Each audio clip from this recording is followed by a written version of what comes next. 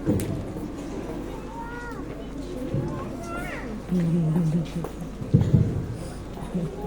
अपनी जान के दुश्मन को अपनी जान कहते हैं। हम अपनी जान के दुश्मन को अपनी जान कहते हैं। मोहब्बत की इसी माटी को हिंदुस्तान कहते हैं। जो वतन के काम ना आए वो जिंदगी फिजूल है। जो वतन के काम ना आए वो जिंदगी फिजूल है। थोड़ा दर्द मिले वतन के खातिर तो सारी खुशियां वसूल है। और कौन कहता है कि मौत बुरी चीज है? और कौन कहता है कि मौत बहुत बुरी चीज है? अगर तिरंगा मिले कफन तो वह भी हंसते हंसते कबूल है।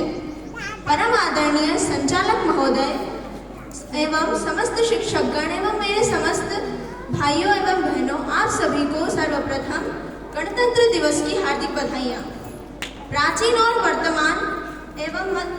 प्राचीन मध्यकालीन और वर्तमान भारत के उदाहरणों से मैं ये स्पष्ट करना चाहूंगी कि जब हम फिरंगियों के फेरे में फंस गए थे तो रंगदे बसंती चोला की एक आवाज पर टोलों के टोले उमड़ आते थे और उनके वंदे मातरम के नारों से जो खून में आने वाला 5-5 डिग्री का तूफान अंग्रेजी शासकों के जड़ में तूफान ला देता था।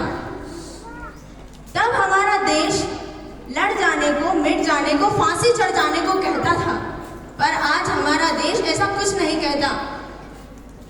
उसके बाद सन 1962, 65 और 71 के युद्ध में अपना सुहाग गवा देने वाली औरत, जब घर के हालात कुछ यूं हो जाया करते थे कि मांग प्यार भी भरपूर गया, मांग का सिंदूर गया, प्यार भी भरपूर गया, मांग का सिंदूर गया, नन्हे ननिहालों की लंगोटियां चली गई, छोटी छोटी बेटियों की चोटियां चली गई, बाप की कमाई गई, भाई की पढ़ाई गई, बाप की कमाई गई, भाई की पढ़ाई गई।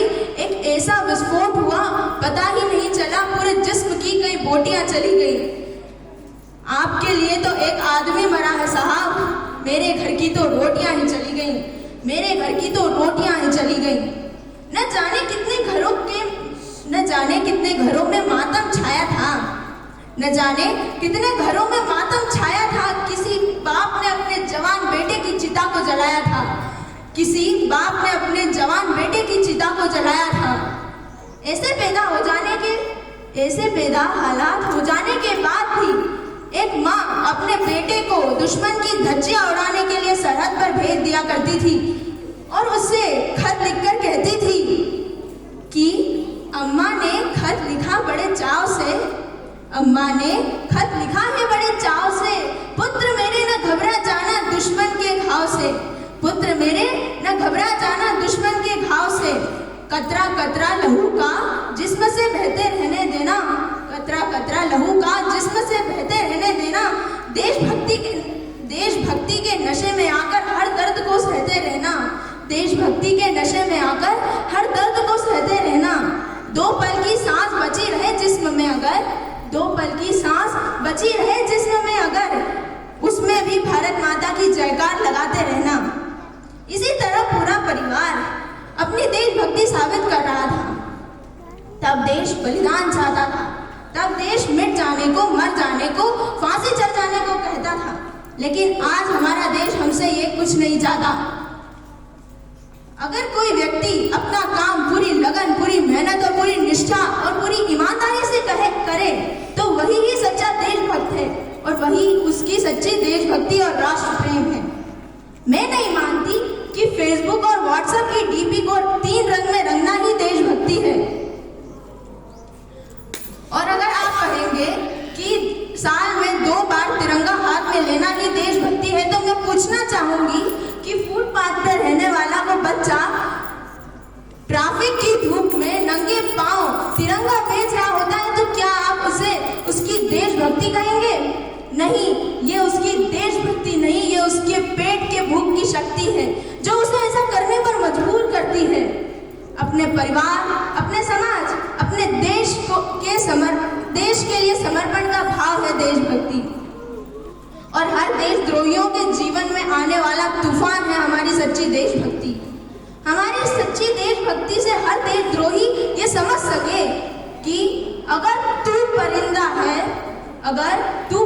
है तो ये आसमान तेरा है, अगर तू दरिंदा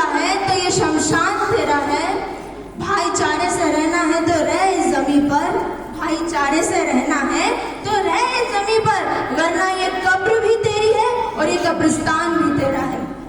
लेकिन एक देशद्रोही से ज्यादा देशभक्ति तब आहत होती है जब एक बेटा अपने बूढ़े माँ बाप को वृद्धाश्रम की चौखट पर छोड़ आता है।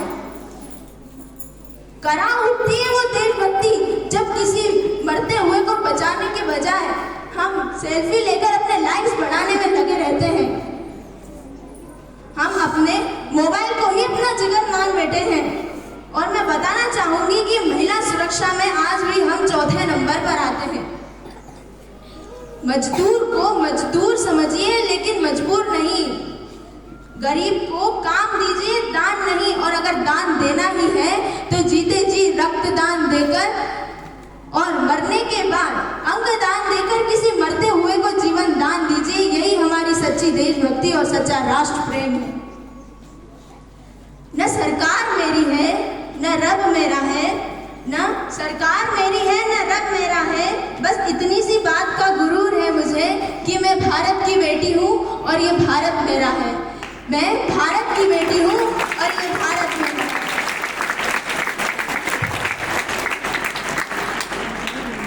इसीलिए तो मैं कहती हूँ कि मेरा भारत मेरा